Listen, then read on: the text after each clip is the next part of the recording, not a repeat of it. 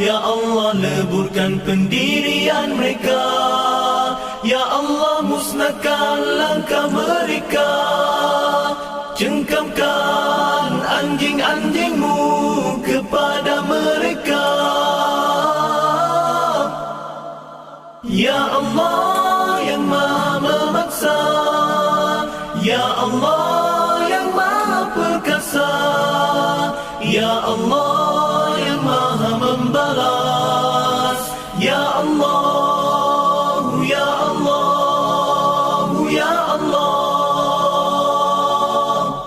yang turunkan kitab, yang gerakkan awan, yang tewaskan tentera azab.